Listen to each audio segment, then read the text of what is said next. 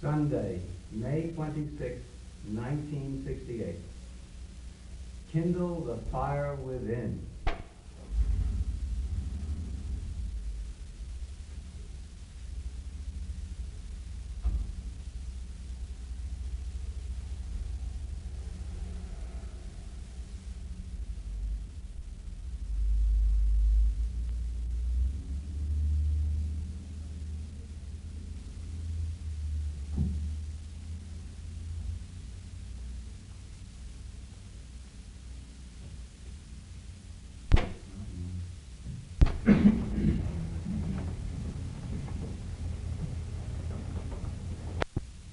Have our prayer or meditation. Om Asmindo Prithivi Tantariksa Motam Manasaha Tamrisa Sarvai Tame Boikam Janato Atmanam Vanna Bacho Vimunchata Amritasvai Sasetuhu. He from whom the whole universe has come into being, to whom we owe the existence of our body and mind, strive to know Him and Him alone. That is the way to bliss, that is the way to immortality. Peace, peace unto us all. Let me begin by reading an extract from Swami Vivekananda. Those who really want to live spiritual lives must give up once for all this nibbling at things. Take up one idea, make that one idea your life, think of it, dream of it, live on that idea. Let the brain, muscles, nerves, every part of your body be full of that idea, and just leave every other idea alone. This is the way to success, and this is the way that great spiritual giants are produced. Others are mere talking machines. If you really want to be blessed, make others blessed, we must go deeper. But those who take up just a bit of it and a little of everything else make no progress. It is of no use to simply take a course of lessons. To those who are full of tamas, those who are ignorant and dull, those whose minds never get fixed on any idea, who only crave for something to amuse them, religion and philosophy are simply objects of entertainment. These are the unpersevering. They hear a talk, think it very nice, and then go home and forget all about it. To succeed, you must have tremendous perseverance, tremendous will. I'll drink the ocean, says the persevering soul. At my will, mountains will crumble up. Have that sort of energy, that sort of will. Work hard and you will reach the goal.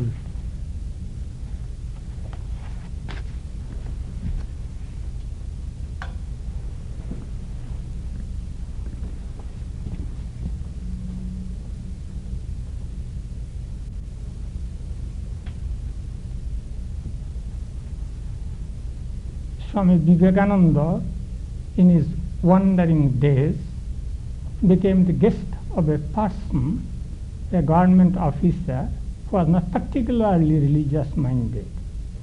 But seeing the brilliance and scholarship and personality of Swami Vivekananda, he made him his guest. Many persons came to see him and talk with him. Some person was asking many questions. Swami Vivekananda got suddenly excited, and he said, "Can you do some action very horrible, tremendously wrong thing? Can you do?" All were astounded. Then the host asked Swami Vivekananda afterwards, why did you say these things to this man? He was an old man. He said, whatever I say, he says he cannot do, he finds some excuse for doing anything I say. What can he do? How can he develop a spiritual life? If he has not the energy to do even evil things, how can he live a good life, better life? He was full of tamas, full of inertia. He was not in the mood to do anything. So that is the thing I said. That is just needed for him. You know how strong he was, Swami Vivekananda.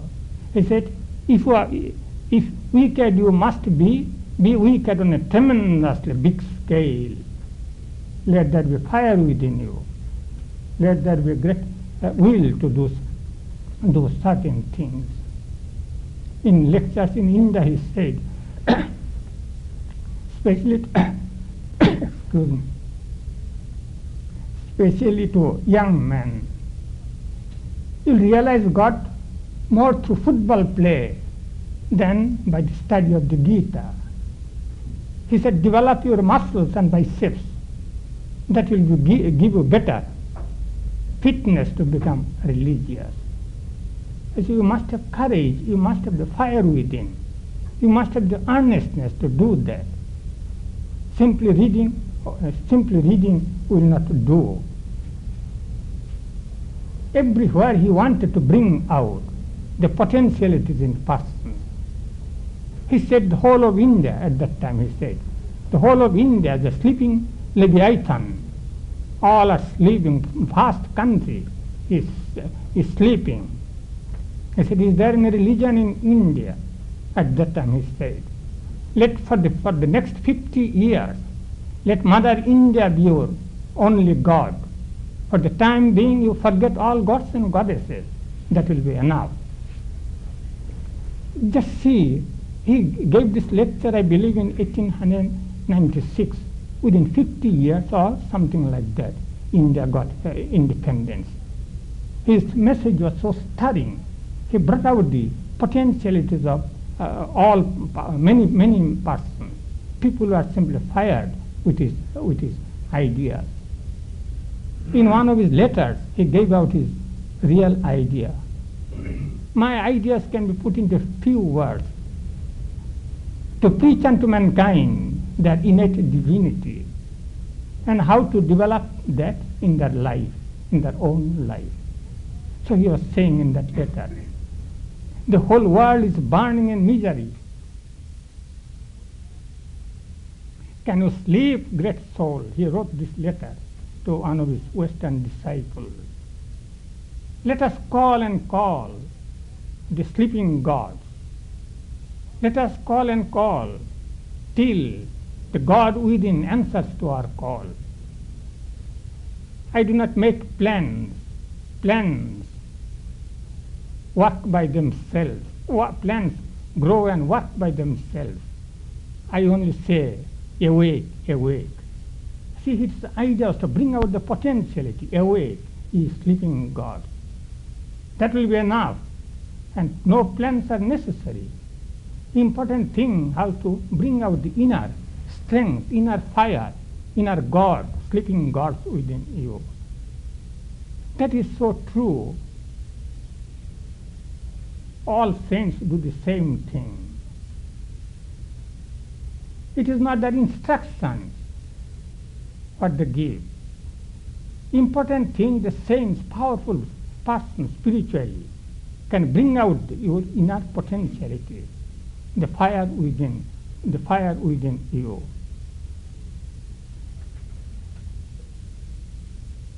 Shankaracharya in one of his hymns says, if you come into contact with a true saint, in a moment your whole life will be transformed.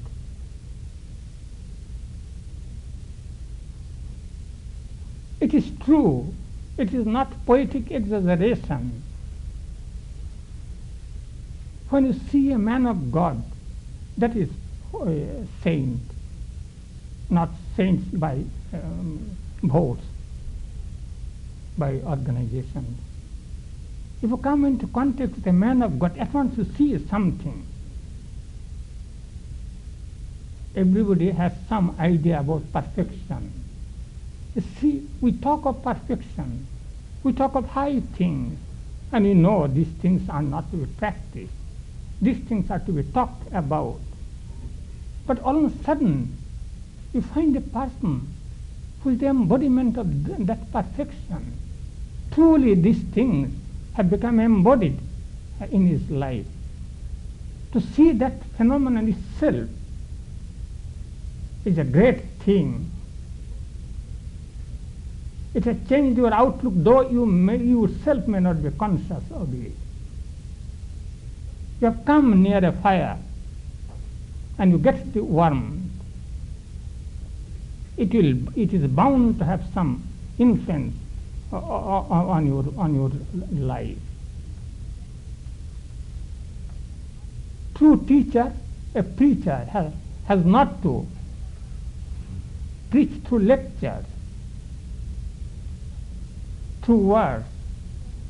He can communicate without the medium of words. So it is said, as a true teacher just remains silent. He speaks through silence, and people get the inspiration. That is extremely true. We find it hard to believe because we have not come into contact with most people, to such personalities. We are accustomed to every Sunday to hear something and forget about it. That is all our religion, a little excitement. But when there is a true teacher, he has not to communicate with the medium of words. It does not need. His presence is enough. Christ could give power. Christ gave power to his disciples. Saint Peter gave power through the laying on of hands. He gave. Sri Krishna had power in his words. In the Gita, Arjuna's life was transformed. And through the Gita,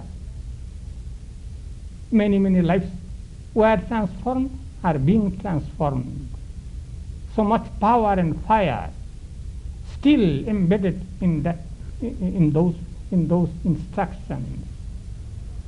So did Buddha. It was not his word. When he, after the enlightenment, when he met his disciples who left him, saying that Buddha has given himself up to luxury because he ate something. Their ideas were that one should not eat anything, live on nothing almost. And when Buddha came and saw them in Benares, from a distance they said, oh, here is that come rogue. When he comes, we shall not pay any respect to him. He has fallen. But when he came near them, at once they stood up with great respect. His very appearance indicated he has altogether changed. They want to take liberty with him. They addressed him in his family name. And he said, I am no longer Sakyamuni. I am altogether different. And Buddha transformed so many lives. He could do that. So did Chaitanya Sankaracharya. So did Ramakrishna in the present age. These things are accurately recorded. We are not sure whether the records of Christ about Christ are altogether genuine. There might be imagination. There might be exaggeration of devotees. We do not know in the teachings and life of Buddha how much facts, how much fiction or legend. But about Ramakrishna, these things have been recorded by persons who are highly educated, with a sense of responsibility to posterity, who are extremely conscientious. Ramakrishna, by his very presence, could give realization. He did. To several of his disciples, he did. By touch, he could give what is called samadhi. superconscious state. He would not always preach through his words. There came person, a great scholar. Ramakrishna sang some songs. That scholar was moved to tears. He was very philosophical minded. And he asked Ramakrishna, he said, by studying philosophy, my heart has become dried up. Can you tell me how my heart will melt in devotion? He was not aware of it. His heart melted in devotion already. There were moist in his eyes. He was shedding tears. These things can happen, and do happen in religious life if you come into contact with really a man of God. These things are not simply figment of imagination. These things happen even in secular life, from the coming to the ordinary level, down to earth, as you say, from the sublime. In secular life, these things happen. Say, let us say, a political leader, not ordinary political leader, those who really feel anguished for the misery of his country. When he speaks, that thousands listen to him, thousands are ready to sacrifice everything. Mahatma Gandhi did it sometime back. At his call, I said he was a person with loincloth, no prepossessing appearance. When he was speaking, thousands of persons, literally thousands of persons came and began to defy the laws of government, and the jails were filled up. Government could not construct a building so quickly as they were coming. In secular life also it happens. When one has a real fire within him, he can kindle fire in others. Let us say a professor who has really found joy in his subject, not ordinary professor. They are tutors, I would say. They can teach, they can coach, and help the boys to make good results. But these are not real professors. The real professors, whatever is subject, if it be poetry, if it is science, has found great joy in it, has entered into the real spirit of the subject. Under such professor, if a student studies only 1 hour, that will be sufficient. He will be able to give them inspiration of the subject, and afterwards it's a matter of labor, it's a matter of details. So does an artist, so does a musician, and an artist who has entered in the spirit of his subject. He becomes altogether different. He becomes a saint-like person. I know a person, a great artist, who was in Tagore's university. He was more a philosopher. He was more of a philosopher, though he was an artist. So simple, such a great man, so simple. But he had found real soul of art, and you could inspire many persons. The important thing is to how to bring out the fire from a person or from within us. Some persons have spontaneous fire from their childhood, from their early age. They have some, others have not.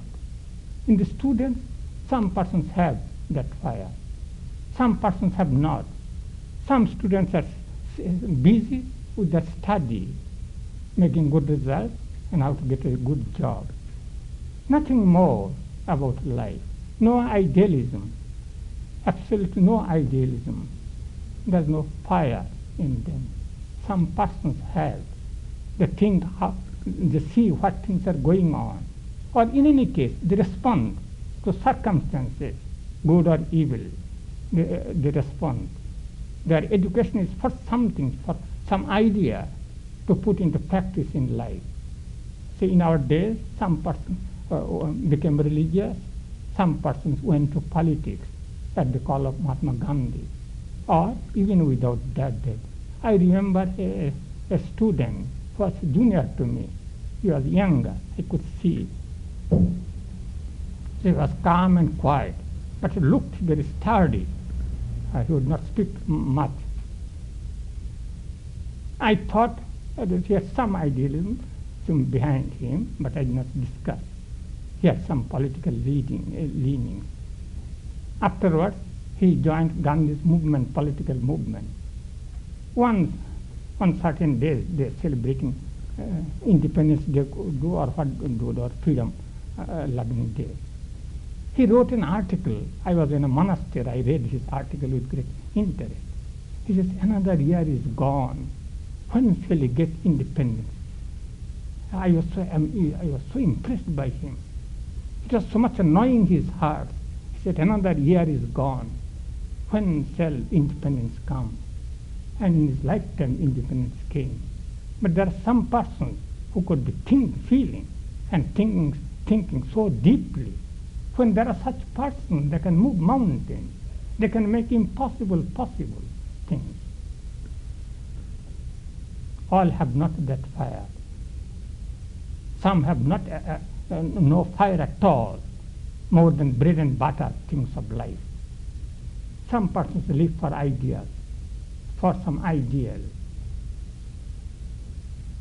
But the question is, those who have no fire, can they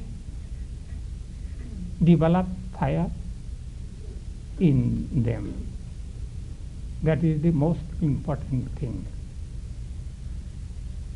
For that, one thing is needed first. They must be able to appreciate this idealism in others. Some persons who are so gross, they cannot appreciate it even. But those who can appreciate, naturally, when you appreciate a thing, you have a silent longing for that. Can you help them, or can they find some method? That is the most important thing. I believe this fire can be developed. Those have the capacity to appreciate, for in them there is the potentiality. To do that, the first thing necessary, to be conscientious. Whatever might be their defects, if they deliberately try to obey the voice of conscience, conscience is the voice of God. Socrates said, this voice of God is dormant within every one of us. But because we do not listen to that voice becomes a dull, deadened, and it becomes altogether gone. What is needed is just to follow our voice within, follow our conscience.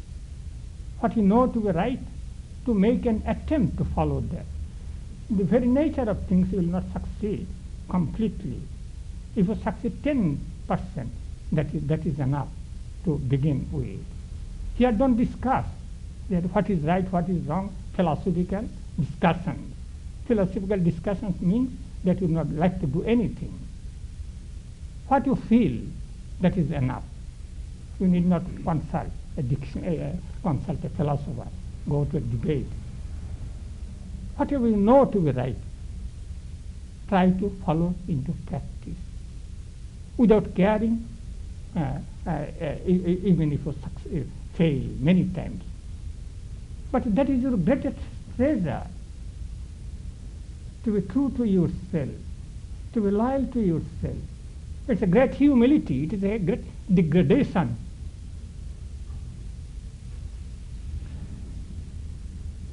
Not to make an attempt even what you know to be right. But if you do that gradually, the capacity to follow your conscience will increase more and more. It will increase. You'll hear the voice of God more and more clearly. And with that comes strength within you. Because you do not follow that voice does not become imperative in our life. That is the one thing we should do And it is not so difficult to do. If you want really something, if you mean business, as they say, one should try to do that. That itself will bring out the fire within one, bring out energy, bring out courage, bring out the right outlook, idealism. He will see clearly some ideas, much more clearly than worldly things. Worldly things are changing. About worldly things there are differences of opinion. But if one follows conscience, clearly those ideas will come as a great call. As a great call it will come, like Constantine seeing the cross in the sky. The ideas will be clear, and with that ideas, with those ideas will come the strength, the inner strength, the inner inspiration. Fire can be brought out also by cultivating some ethical virtues. Some ethical virtues, I say, but any one ethical virtue is enough if you try to follow into practice. As for instance, truth. I say, it's normally everyone should practice truth. Everyone should normally be true to oneself. But in a society, by seeing persons practicing falsehood, we have become so accustomed. We think to follow truth is unnatural, abnormal, foolish, not worldly wise. Such persons cannot live in the world. So, without listening to the majority of verdict, if one tries to practice truth, it will be difficult. Because it is difficult, it is valuable, or because it is valuable, it is difficult. If one tries to follow, I say struggles to follow, gradually power will come. Mahatma Gandhi followed two principles, truth and non-violence. Non-violence means love for one and all. Invariably try to give love for hatred. And great power increases if you can do that. You will become serene, you will become placid if you simply practice that thing. So from inner life there will come great strength, it will come. If one follows certain any ethical virtues, there are several virtues which one should normally practice.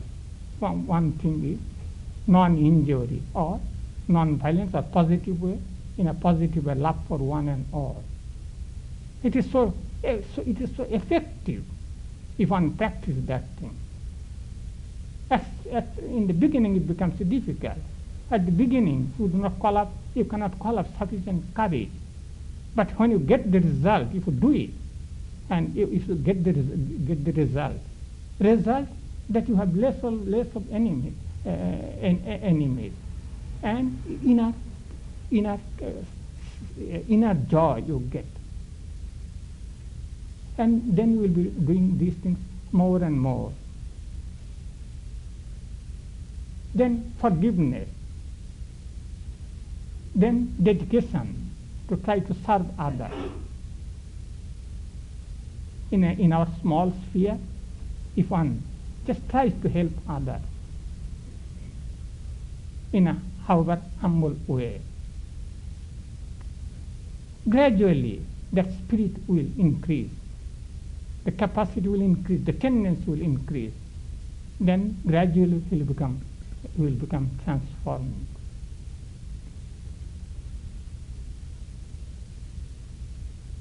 One can get the fire more easily if you can come into contact with persons who live such a life, who live such a life, or tries to live such a life. Holy association. Holy association of persons who are struggling, not those who have succeeded completely, meet such persons is difficult. Those who are struggling to reach some ideal, it gives the inspiration. If one cannot do that, if one cannot find such persons, one can turn to scripture. Scripture is for practicing, not simply reading intellectually, not for reading as a poetry. Someone told me, Upanishads are great poetry. These are not poetry. These things put in verses. When you feel emotionally, very strongly we feel something, we try to put in poetic form. That comes spontaneously. So it was put in poetic form. Hymns, the songs, many saints wrote songs, hymns. They came spontaneously. But these are for putting into practice. So it is not so much reading. Reading is useless if we do not try to put into practice. And too much reading is not necessary for the practical spiritual purposes. The Gita, the Bible, you read and find out any passage which appeals to you. Read and think. Read and think. If you begin to think, then you'll find how deep meaning is hidden therein. As we read, we do not ordinarily read, even if intellectually read. If one might be a great scholar, he will find the philological meaning, historical meaning, and so on. He misses the real purpose of scripture. But an ordinary person, not without much education, if he simply reads the passage and tries to put into practice, as he tries to put into practice, he will find deeper and deeper meaning. He will find guide to his daily action, guide to his daily life. One is bound to get that way. So first the reading, then thinking, then practicing. So we get a meaning when you try to practice. It is said scriptures, you get one meaning when you read intellectually. You find another meaning when you have spiritual aspirations, and for guidance you turn to the scripture. You are beset with some problem which you cannot solve, which nobody else can solve. You turn to scripture and you will find here and there some passage as if it was meant for you and you only at the time being. But if it be for you, if you try to put into practice, you will find greater and greater, deeper and deeper meaning. So fire is increased by putting fuel into it. By putting into practice, we put fuel into the fire, and it increases more. It increases more and more. Desire increases by fulfilling desire, and the fire also increases by putting the scriptural teachings into action. It begins to increase. But that is the start. That's a great blessing, even to begin with. You have found out your way, and after simply you pursue it. In the beginning, it might come just like a streamlet, some spiritual idea, spiritual feeling, following like a streak of water course. But it begins to increase. It becomes a river. It becomes a great river, and afterwards it takes you by hand, as it were, to the ocean. If you simply pursue, if you simply continue it. One must continue. One must not be careless until the goal is reached. When you succeed, then comes a lethargy, then comes satisfaction. One should not be satisfied with spiritual things. With worldly things, if you are satisfied, after certain things have been done, it is good for you. You can turn your attention to higher things. In spiritual life, one should not be satisfied. One should go and go.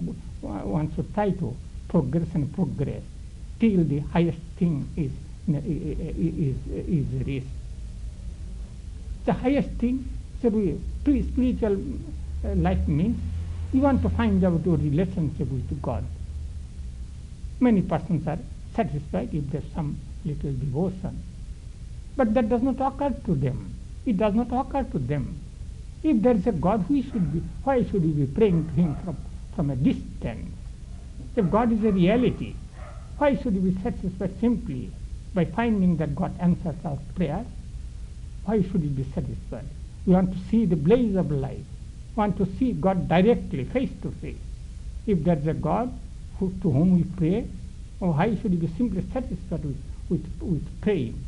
We must see Him directly as a fact, directly as a direct experiences. What did the saints do? From the start, their idea was not simply live a spiritual life. This is a stage. But why should we be satisfied with the first stage, with the first step? Spiritual life we live to find out the goal of life. We must not be satisfied unless and until the highest thing is reached.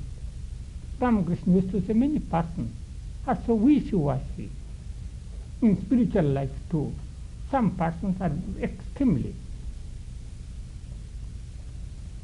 ambitious. It's a good, bad expression. Rather high aspirations. Their aspirations are high. There is something like that Ramakrishna used to say. There are certain birds, mythical bird. That bird would be soaring in the sky, not coming into contact with the world. In the sky they lay eggs, and the eggs begin to fall towards the earth. As the eggs begin to fall, they sprout forth, become birds come alive from the eggs. And before they touch the world, they fly back. So there are some persons who, when they come into contact with the world, not that they leave the world in that sense, but they want to have their ideas fulfilled, spiritual ideas. And spiritual fulfillment of spiritual ideas also includes serving humanity. They truly serve God, those who have realized God, and those who they only truly serve God and man both, man and society and country both. Because they are full of love, they have no selfishness. They have no selfishness. Ordinary doing work in the world is always motivated some selfish purpose, power, name, fame, and all these things. They cannot do good work. If they solve one problem, they will create many problems. They will incite jealousy, envy. They will do that. Or there will be power so much oppressive, then people will revolt against them. But those persons who have realized the goal, they automatically serve the country, serve humanity, not the country. So forget that idea that to live intensely spiritual life is selfishness. It's an old rotten idea. People hear, people see things, many lives, but they are not aware of it, the true meaning of it. Because they cannot rise higher in their spiritual aspiration, they say these things.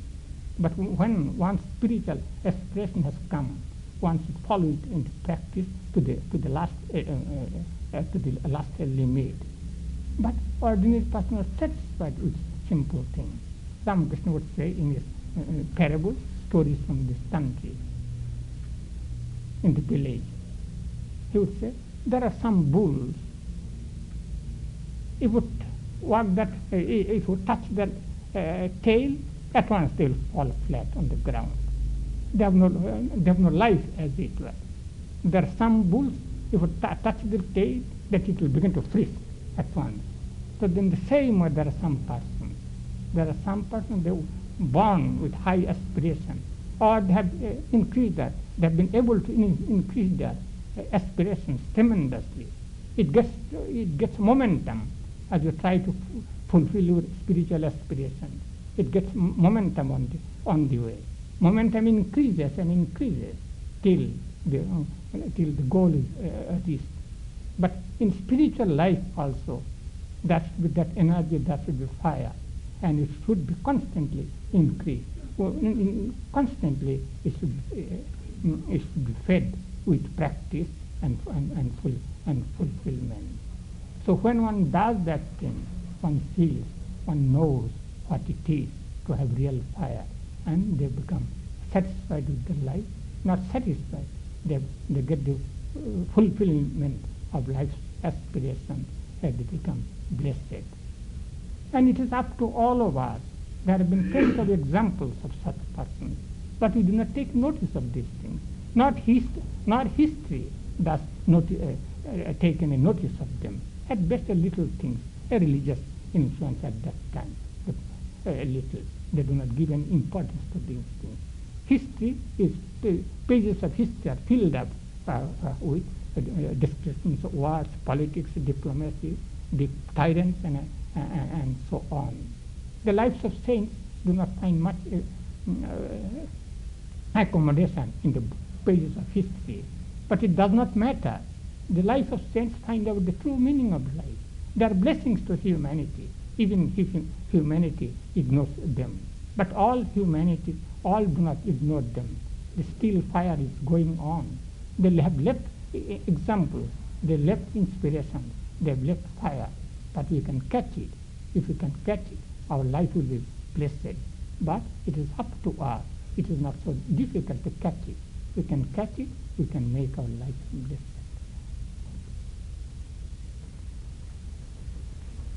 Sunday, the subject of our talk will be action or meditation. On Tuesday evening at 8:15, we give discourse on the Gita. All are welcome. Let us conclude with our prayer.